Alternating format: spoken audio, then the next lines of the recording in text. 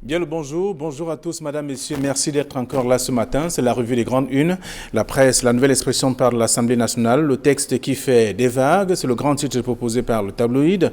Le journal fait savoir qu'il n'est pas encore déposé sur la table des députés, mais l'avant-projet de loi portant code des personnes et de la famille, longtemps exigé, est déjà l'objet d'intenses débats dans les réseaux sociaux et notamment les médias, avec en vedette donc la lancinante question de la double nationalité. C'est ce qu'on retrouve dans le dossier proposé par le journal de la page 6 à la page 8.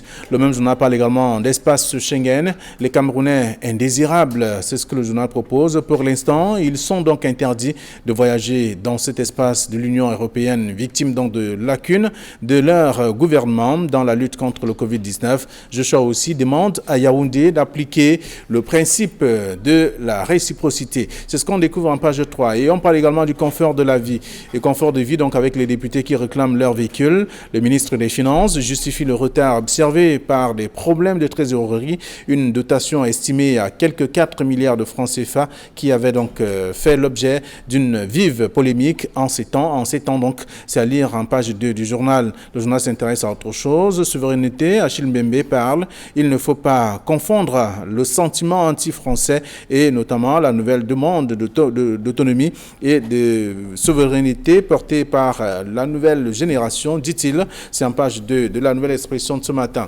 Notre journal disponible en kiosque, il s'agit là du quotidien Le Messager qui parle d'insécurité à Yaoundé, l'opposition dans le viseur du pouvoir. C'est le grand titre proposé par le tabloïd. Une note de renseignement tournant en boucle accuse un commando amazonien les leaders du MRC au pays et bien entendu au sein de la diaspora de faire exploser des bombes dans certains points de la capitale politique. Le journal propose le sujet en page 3 ce matin et on parle également de marche à la gloire du Biya.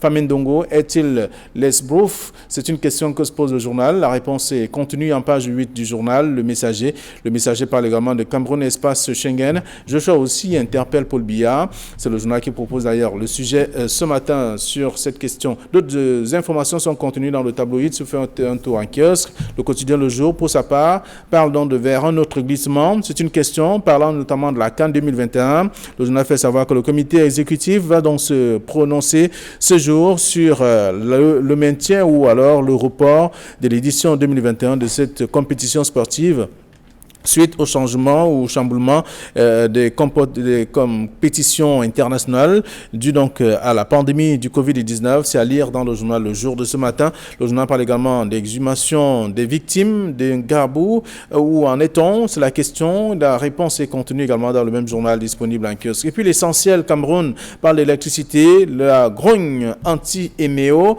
On voit bien à travers ces images que les gens contestent justement du manque d'énergie électrique dans plusieurs localités, dans leur localité précisément et même ailleurs. C'est un véritable problème évoqué par la presse qui fait le tour de plusieurs localités en rappelant quand même que les populations souffrent à cause notamment du manque d'énergie électrique. C'est à lire dans l'essentiel Cameroun qui a également d'autres informations.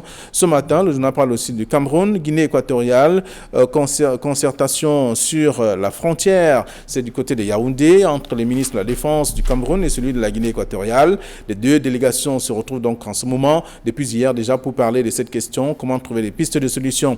Mutation ne parle pas de ce fait, mais plutôt du nord-ouest et du sud-ouest. Le chevalier du labyrinthe, c'est le titre proposé par le journal, pour expliquer clairement qu'il s'agit là des fonctions, ou alors les fonctions de la reconstruction posée à Bamenda et à Boya également. Le coordonnateur Paul Tasson va-t-il réussir à cause notamment de quelques incertitudes que l'on observe sur le terrain? Tout cela contenu en page 9 du journal disponible en kiosque ce matin. Le journal s'intéresse aussi aux inondations à Maroua avec les pieds. Maroua qui a les pieds dans l'eau depuis quelques jours à la suite notamment de ces inondations. Ils se battent en tout cas ses habitants pour sortir de là et aller ailleurs. C'est déjà le cas, ce qu'on a observé il y a quelques années, mais aujourd'hui les pluies et notamment ces inondations qui reviennent donc en force. C'est à lire dans le journal Mutation de ce matin, Mutation qui est disponible en kiosque, tout comme Émergence qui parle de guerre dans le nord-ouest et sud-ouest. Le Cameroun au menu de l'Assemblée nationale française. C'est le journal qui le dit d'ailleurs en page 5 que vous aurez l'occasion de parcourir. Le traitement de cette autre actualité.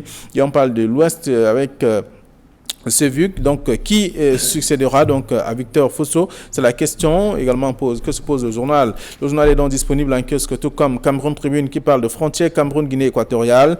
Carte sur table, c'est ce que le journal propose comme titre pour expliquer justement ce qui se déroule à Yaoundé. Ces deux camps qui se retrouvent justement pour parler des questions de frontières entre le Cameroun et la Guinée équatoriale. Comment trouver des pistes de solutions et quelles solutions véritables pour notamment éviter ces grabuges que l'on observe très souvent au niveau de cette frontière. C'est dans le dossier proposé par Cameroun Tribune de la page 2 à la page 3. Le journal a également d'autres informations que vous pourrez lire si vous faites un tour en kiosque ce matin. Et puis pour terminer, le journal économique en kiosque parle donc de meilleur dynamisme entrepreneurial, la contribution des partenaires publics, privés, à lire dans le journal. Donc c'est un acteur, ces acteurs qui se sont d'ailleurs réunis à Yaoundé pour trouver des pistes de solutions, notamment au cours d'un atelier, donc à l'initiative du ministère des Petites et Moyennes Entreprises et de l'économie sociale et de l'artisanat. C'est à découvrir dans le journal qui a également d'autres informations ce matin. Voilà ce que la presse nous propose. Et avec déjà nos invités sur ce plateau, Donald Brice Kamgan, bonjour et bienvenue. Bonjour Flavien, bonjour à Camille. Je salue ce matin les voyantes populations de Touboro dans la région du Nord.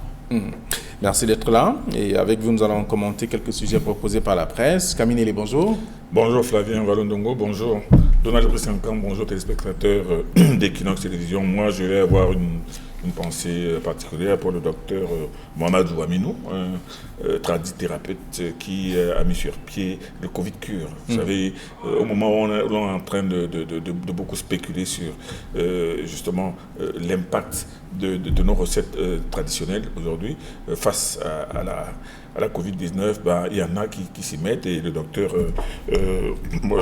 Aminou est de ceux qui croient dur comme fer en l'efficacité de la pharmacopée africaine. Que la solution peut venir de l'Afrique, bien sûr, du Cameroun précisément, pourquoi Absolument. pas, à partir déjà de ce que Monseigneur Samuel Keïta a proposé, bien d'autres spécialistes de la médecine traditionnelle également. Donc alors, on va faire un tour avec la nouvelle expression de ce matin qui parle de l'Assemblée nationale avec le texte qui fait des vagues. Il n'est pas encore déposé à l'Assemblée nationale, Donald Brice-Kamgan. On voit bien que sur la table des députés, mais l'avant-projet de loi portant le code de personnel et de la famille, longtemps exigé, qui a fait couler beaucoup d'encre et salive aujourd'hui, on le sait bien, mais les réseaux sociaux font bouger les lignes à travers ce qui est lu, également proposé par les internautes. Oui, je crois que la nouvelle association a voulu parler du code de nationalité. C'est un texte dont la caducité interroge, ne peut qu'interroger les Camerounais. Vous savez que ce texte date de juin 1968. Jusqu'ici, le Cameroun peine à franchir le pas en allant vers l'acquisition ou l'acceptation de la double nationalité. Le maintien de l'unicité de la nationalité au Cameroun ne peut que surprendre pour moins de raisons. La première étant que si on regarde les pays qui ont de façon forte impliqué la diaspora dans les questions de développement, je prends l'exemple du Mali ou du Sénégal, on voit que les rentrées financières des ressortissants de ces pays-là à l'étranger sont particulièrement importantes. Leur implication dans les affaires publiques, dans les projets de développement de leurs pays respectifs est fortement salué. Il y a d'ailleurs dans ces pays-là des ministères entiers dédiés exclusivement aux questions de la diaspora, en tout cas de leurs ressortissants à l'étranger. Mais également, lors du grand dialogue, la proposition avait également été faite. Oui, justement, le dialogue de fin septembre-octobre 2019 a d'ailleurs accouché comme recommandation, entre autres, justement, de lever le verrou sur la question de la double nationalité. C'est l'une des raisons pour lesquelles c'est surprenant que ce texte soit maintenu en l'état. La deuxième raison, c'est évidemment qu'il y a une politique de 2 poids 2 mesures en la matière. Vous connaissez un bon nombre de nos responsables publics à un niveau plus ou moins élevé de l'appareil d'État qui bénéficient de façon allègre de la double nationalité sans que cela ne puisse émouvoir qui que ce soit. Donc, c'est une contradiction qui est complètement malsaine, mais également nous apprenons que l'avant-projet de loi sur la question de la double nationalité circule dans au sein du gouvernement. Ce n'est pas encore arrivé sur la table des députés. On sait qu'un projet de loi sur la question a été, une proposition de loi pardon, a été déposée à l'Assemblée par le vice-président du SDF en 2014, mais qui jusqu'aujourd'hui n'a jamais été examiné. Alors, Camille Nélé, ce sont les réseaux sociaux qui, je veux dire, qui se bousculent. De toute façon, là-bas, on se bouscule et on propose tout ce qu'il faut pour que la question ou le projet de loi soit déposé sur la table des députés afin qu'il soit davantage exploité. Pourtant, lors du grand dialogue national, la question avait été déjà posée par nos frères de la diaspora. Ça se bouscule dans les réseaux sociaux, comme vous dites, Flavien Vallon-Ndongo, mais vous savez, c'est ça aussi l'un des effets pervers de ces réseaux sociaux qui se mêlent de tout, qui veulent se substituer même au président de la République, au ministre et à tout le monde. Dans les réseaux sociaux, vous allez trouver toutes sortes d'experts qui, chacun, en ce qui le concerne, va passer son temps à regarder son nombril et à étaler sur les réseaux sociaux ses fantasmes et ses désidératas. Des considérations telles que la noble nationalité sont des considérations qui doivent être mûrement examinées par les députés de l'Assemblée nationale, à moins d'estimer que ces députés ne sont pas suffisamment outillés sur le plan intellectuel ou juridique pour traiter de cela. Mais moi, je pense que c'est le rôle de l'Assemblée nationale. C'est pour ça qu'un avant-projet de loi va leur être soumis. Mais alors que cet avant-projet soit d'abord mis à la une des réseaux sociaux et qu'il provoque autant de bruit, autant de vocifération, démontre tout simplement que c'est assez malsain. Je pense que ce n'est pas de cette manière que l'on va changer le Cameroun. On ne changera pas le Cameroun à travers les réseaux sociaux et on ne changera pas le Cameroun à travers des vociférations permanentes. Le problème est l'importance. Il est important que les gens se mettent d'accord, effectivement, sur le problème de la nationalité, de la double nationalité. Mais de là à en faire une sorte de préoccupation centrale des réseaux sociaux pour inciter ou bien démontrer que les uns et les autres seraient incapables de le mener jusqu'au bout. Moi, je pense que c'est assez indécent. Attendons de voir ce que vont faire les députés. Attendons de voir même il faut déjà qu'il soit ce projet déposé à l'Assemblée nationale. À ce moment-là, on pourra maintenant commencer à faire une lecture, soit exégétique, soit scrupuleuse. Mais que quand vous annonce cela et puis que chacun se défoule à sa manière, moi je pense que ça commence à tourner au débat sur le sexe des anges. Alors, toujours dans la nouvelle expression ce matin... J'ai du mal à comprendre la position de Camille sur... Ma position il reproche aux Camerounais de s'exprimer sur un espace cybernétique qui est devenu un espace d'expression des opinions. Expression des opinions. Expression des opinions, Donald Brice. Expression des opinions. Avec toutes les dérives qu'on peut relever. Ah bon, heureusement que vous le reconnaissez. Évidemment, rien n'est parfait.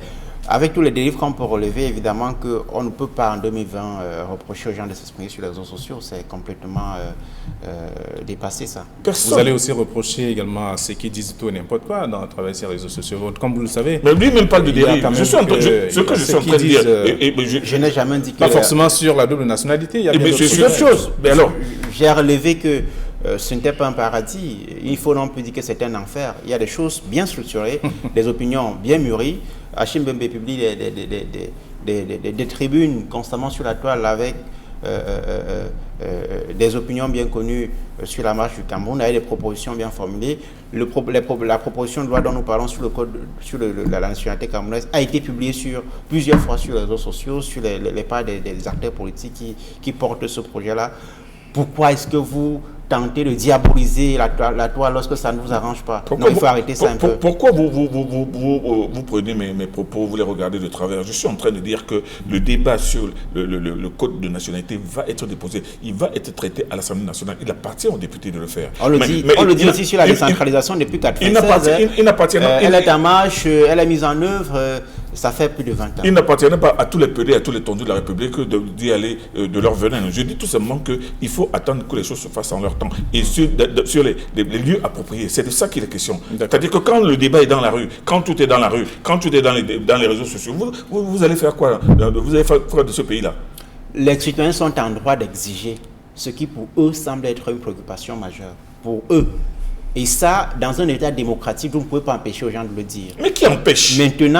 Maintenant, quelle opportunité? Évidemment que si on est dans un État où les dirigeants se préoccupent de ce que pense l'opinion, je ne dis pas que c'est l'opinion qui dicte la conduite à tenir, mais l'opinion est un moyen de mesurer quelles sont les préoccupations sociales. Vous entendez des gens crier qu'il n'y a pas d'eau potable, vous direz non, c'est le jour où le ministre de l'eau voudra qu'on adultera les quartiers en eau potable, c'est du n'importe quoi. On n'attend pas que ce soit les réseaux sociaux qui disent qu'il n'y a pas d'eau. Tout le monde dit les journaux disent tous les jours qu'il n'y a pas d'eau. Les journaux disent tous les jours que les poteaux en bois ramènent le Cameroun à 100 ans en arrière. Mais seulement, il est vrai que les dirigeants de l'eau ne changent pas, mais ces préoccupations sont énoncées tous les jours, pas forcément dans les réseaux sociaux. Je suis désolé, Donald Brice. D'accord. En tout cas, nous allons laisser le son au lecteur d'aller lire ce que la nouvelle expression a fait comme traitement face à ce sujet qui n'est pas encore déposé sur la table des députés, mais l'avant-projet de loi portant code des personnes ou de la famille, longtemps exigé, et donc déjà l'objet d'intenses débats dans les réseaux sociaux et autres aussi, donc vous aurez l'occasion. Donc, alors, c'est dans le dossier de la page 6 à la page 7. Le journal, comme bien d'autres tabloïds, s'intéresse également à l'espace Schengen ce matin. Les Camerounais indésirables, ça c'est ce que la nouvelle expression évoque ce matin. Et en même temps, il y a le messager qui parle de Joshua aussi, qui interpelle Paul Biya sur cette question. Oui, l'Union européenne a publié il y a quelques jours une liste de pays qui sont autorisés à faire entrer leurs ressortissants dans l'espace Schengen. L'espace Schengen, qui au sein de l'Union européenne est un espace politique et économique unique.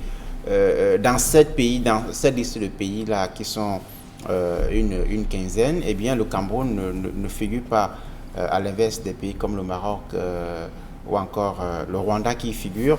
Le Cameroun fait partie des États que l'Union européenne considère comme des pays à risque en raison de la célérité avec laquelle le virus se propage. Et après cette décision-là, eh bien, le député Joshua aussi, vice-président du Social Democratic Front, a interpellé le chef de l'État lui indiquant que cette décision prise par l'Union européenne était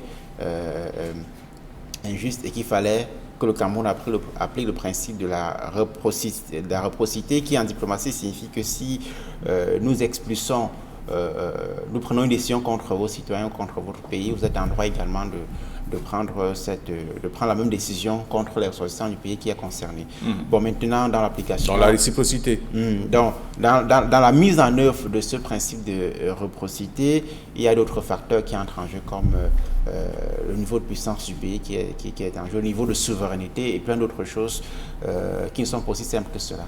Alors, le journal parle par exemple des lacunes du gouvernement camerounais qui contribuent à ce que, dans le cadre de la lutte contre le Covid-19, qui contribuent à ce que le Cameroun soit éliminé de cette liste, en tout cas, qui permet aujourd'hui de parler de l'espace Schengen. Vous savez, ce n'est pas en brandissant des chiffres tendant à démontrer que le Cameroun s'en tire bien, que cela va changer quoi que ce soit. La France, qui aujourd'hui estime que certains pays sont beaucoup plus dangereux par rapport à leurs citoyens qui peuvent ramener le Covid.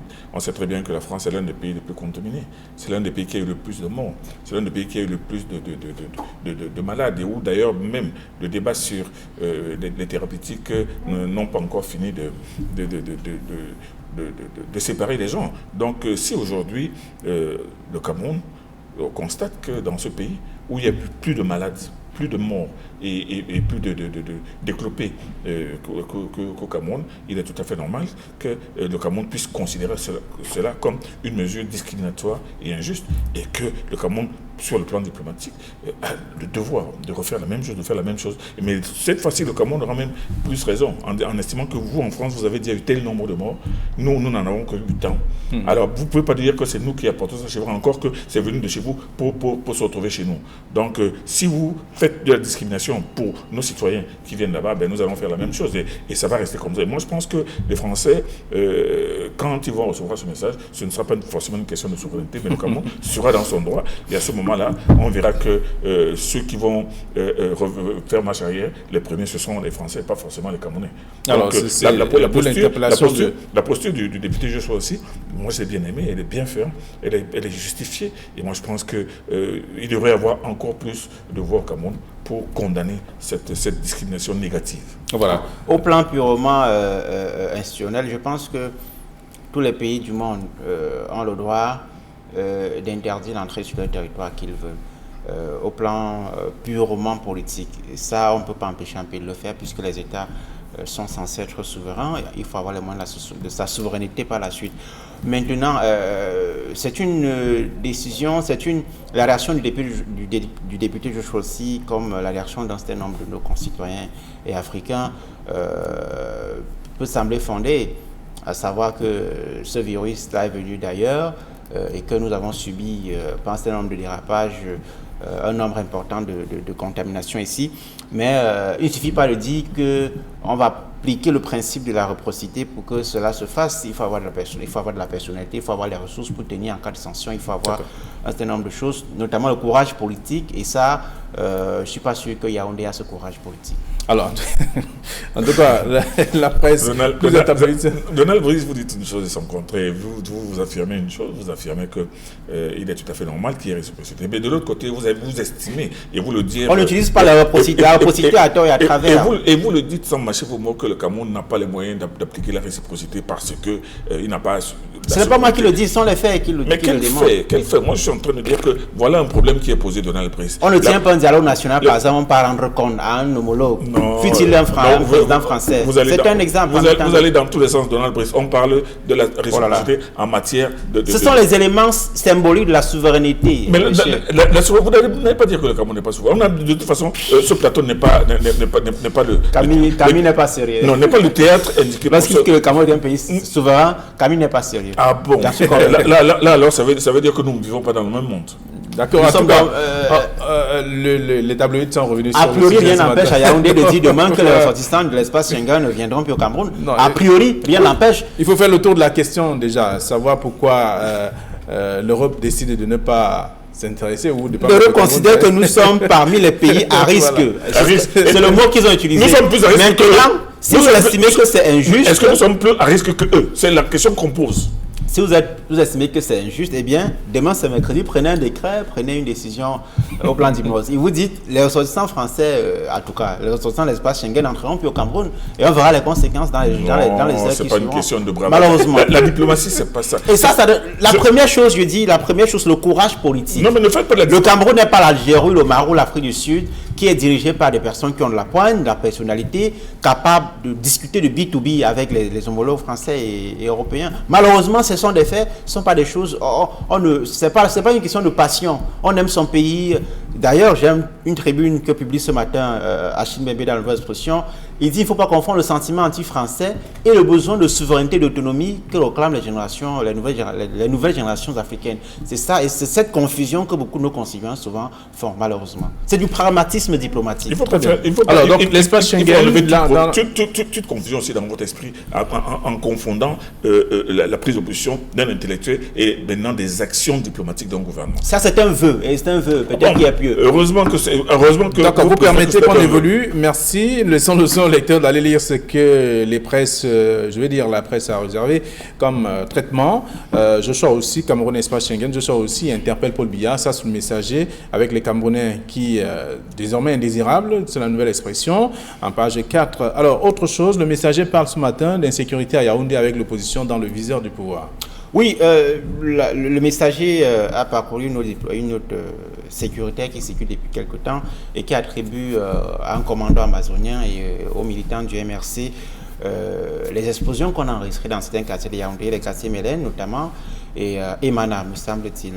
Cette note-là incrimine notamment ces personnes-là, mais également des militants de ce qu'on appelle la brigade anti-Sardina, ce regroupement de Camerounais de la diaspora qui mettent en difficulté le régime. Alors, j'attends bien de voir comment les enquêtes vont se mettre en œuvre et que ceux qui sont incriminés soient interpellés et entendus sur les faits qui leur sont reprochés. Mais lorsqu'il a fini de dire ça, je relève que il y a près d'un an, un éminent membre du gouvernement avait indiqué que une agence onusienne avait été... L'ambulance d'une agence onusienne avait été interceptée dans le sud-ouest avec des armes, des munitions, et jusqu'aujourd'hui, on n'a plus jamais eu trace de ces déclarations plutôt fracassantes. Alors, Camille Nélé, le messager de ce matin, en proposant ce titre, l'opposition dans le viseur du pouvoir et en citant quelques entités, on peut faire confiance à ces services de sécurité qui le révèlent?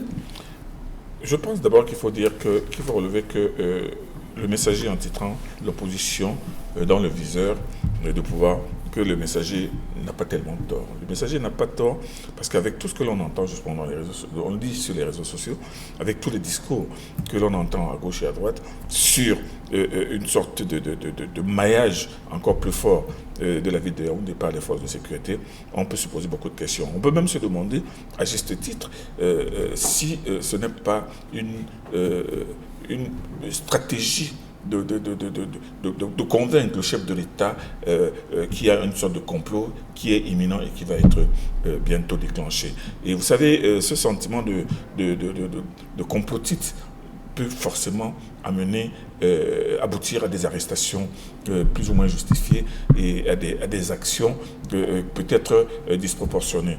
J'avais dit ici la semaine dernière qu'on a parlé d'explosion et bon, je pense que ces services de sécurité qui avaient parlé de cette explosion n'ont pas pris le soin de dire où ces explosions ont eu lieu, à quel endroit, à quel niveau, dans un bâtiment, dans un marché, dans un pressing, dans un bar. On a parlé d'explosions. Et d'explosions qui ont immédiatement été à l'origine justement de ce déploiement que l'on est en train de commencer à faire à Yaoundé par la police.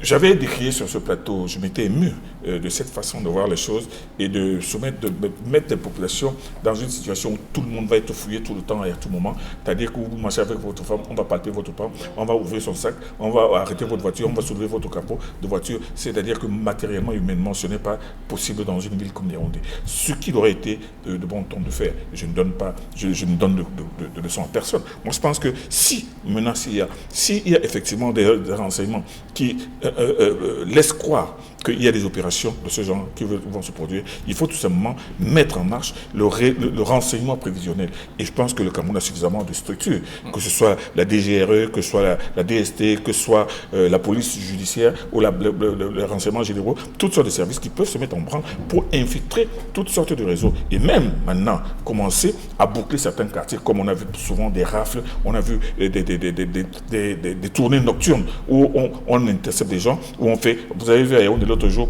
on a fait une rafle dans un quartier, on s'est retrouvé avec plus de 200 personnes sans carte d'identité. Ça, ce sont des opérations importantes que l'on peut faire sans être obligé de tracasser toute la ville et de transformer le pays en une sorte de... Alors, tout en rappelant également que l'obtention d'une carte d'identité devient une opération difficile aujourd'hui. Écoutez, c'était notre débat, Flavien Valondongo. Moi, je suis en train de dire que j'ai l'impression qu'on est en train de dessiner le mur. De dessiner le diable sur le mur de Yaoundé. Et dessiner le diable sur le mur de Yaoundé, c'est pour créer quoi? Pour quel effet? Et pour quel but? Moi, je pense que Yaoundé est suffisamment couvert par les services de renseignement, par l'armée, par la gendarmerie, par la police. Et ce qu'il faut faire aujourd'hui, à mon sens, plutôt que de mettre les gens dans une sorte de sinistrose et une sorte de psychose permanente, il y a un travail de fond à faire que les services de renseignement peuvent faire facilement. Il y a des opérations de bouclage et même des enquêtes bien précises qu'on peut faire, sans forcément donner l'impression que le Cameroun est en état de siège, ou que la ville de Yaoundé est en état de siège. C'est pour ça que je dis, quand on pose cela veut dire cela pousse des journaux et des observateurs à penser que, ok, ils sont en train de dire que les gens préparent des attentats. Bon, ça veut dire qu'on va chercher des attentats et bientôt on va commencer à arrêter les gens. Et c'est là le risque, la dérive. Non seulement la dérive, c'est d'aboutir à des arrestations, peut-être arbitraires, mais surtout de donner des idées à des gens qui n'avaient même pas encore pensé mettre des bombes à Yaoundé. Merci. Alors, donc, c'est le messager qui propose le titre ce matin, l'opposition dans le viseur du pouvoir, parlant de l'insécurité à Yaoundé. Et vous aurez l'occasion de lire tout cela en page 3. Le quotidien Le Jour parle une fois encore de la CAN 2021 vers un autre glissement. C'est une question que se pose le journal. Oui, je crois qu'il y a un son du comité exécutif de la Confédération africaine de football qui se tient ce mardi même et qui devrait pouvoir définir un nouveau calendrier après le chamboulement qu'a entraîné la pandémie du coronavirus, chamboulement dans le déroulement des championnats à la fois locaux et internationaux. La Coupe d'Afrique des Nations 2021 qui était censée se tenir a été reportée pour une date ultérieure. Cette date-là devrait être annoncée en principe ce jour par la Confédération africaine de football. On attend bien de voir. Il y a le CHAN également que le Cameroun devait abriter, je crois, au mois d'avril, qui est passé. Tout cela n'a pas eu lieu. J'espère qu'il n'y aura pas d'autre glissement comme le journal le demande, comme le journal se demande. Les infrastructures sportives, les autorités nous rassurent que tout va pour le mieux. Maintenant, on a eu les mêmes assurances. On a encore observé il y a 2-3 jours qu'il y a des voies d'accès qui ne sont pas achevées à certains endroits. Oui, on peut pas noter, on peut non plus noter la beauté de certaines infrastructures qu'on a vues, comme le stade Rumde Adja à Garoua, comme le stade Japoma ici, je crois 60 000 places.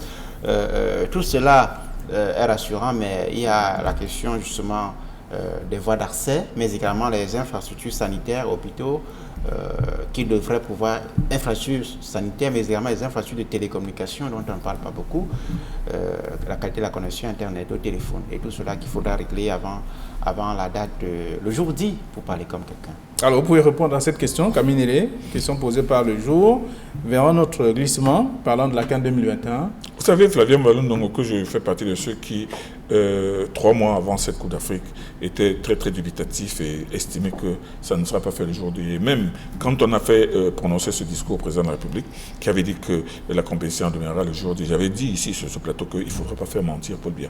Malheureusement, il n'a pas été obligé de mentir. Il a trouvé une pirouette en disant qu'il y a eu glissement. Et le mot glissement est entré dans le langage des Camerounais. Mais ce glissement-là, vous savez très bien que bien avant cela, la presse et les réseaux sociaux avaient publié toute une tonne de documents démontrant que énormément de milliards ont été dépensés. Il y a eu énormément de marchés qui ont été accordés de gré à gré et malheureusement, on n'a abouti à rien du tout. Il y a de l'argent qui a été bouffé, qui s'est envolé, qui s'est retrouvé cramé en fumée. Mais on sait aussi qui a bouffé cet argent. Beaucoup de tirs. Vous avez une idée? Beaucoup de tirs, normalement, notamment, avaient été pointés sur la fameuse Prime Potomac du côté de Garoua. Dont la tête du promoteur est recherchée, en tout cas. À ce moment, la presse l'a titré. Il n'est pas recherché, puisque de toute la manière, la société continue à avoir la concession des travaux des stades annexes et de certains hôtels. On ne comprend pas qu'après avoir bouffé tant d'argent, cette société demande encore de l'argent aujourd'hui, et surtout qu'il n'y a eu aucune poursuite engagée contre les responsables de ces chantiers. Merci à vous, merci également à nos chers téléspectateurs qui davantage se multiplient en tout cas à regarder ce programme. Merci, bonne journée à vous. Demain, 9h20 pour l'édition 3e de la semaine de la revue des Grandes Unes. Bonne journée également à vous, chers messieurs. Très bonne journée.